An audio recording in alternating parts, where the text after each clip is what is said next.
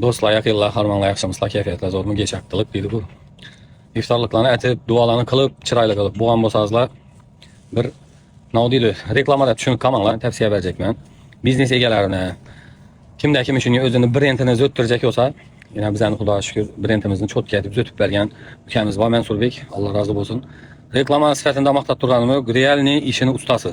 Xudo qalasa çok ketib sizlərə reklamlı brendlərinizin vizitiyami iş qılıb, reklama boyunca nav xizmətləriniz bolsa, iş buyursazlar, çıxarğan pullarınız barıb onlarına düşər zaman işləb verədilər Xudo qalasa.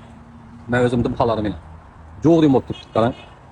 Vomma baytır entəməki. İşindətib gəlişilgən narxlara, baxalaram arzan, sifət vəbşi konkret, imkan dərəcəsində arzan etib işləb verədilər Xudo qalasa. Təvsiyə etəmə.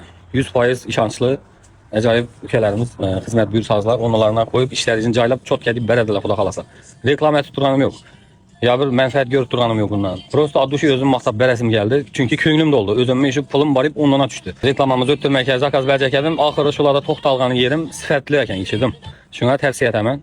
İşi də pəstə Instagram profillerini koyamam, ötüb görünlər, işləri bilən danışınlar, telefon nömrəni yazıb koyamam. Bemalal alo desənizlə, iPhone-laşıb versənizlə, şırpa işlərinizi bitirib verədi. Yenə aytılğan momentə gələdi. Çozuyu bir gün yox. Ləvzət eləmək, şu ləvzət eləyən günü gəlib işini ornatıb getədilər Xudo qalasa. Aşınlayım balla. Vədəsi cayında, ləvzi cayında balla. Əsə, sağ olunlar, salamat olunlar. Kimə zəruri olsa faydalansanız da boladı. Mərhəmət, sağ olasınlar.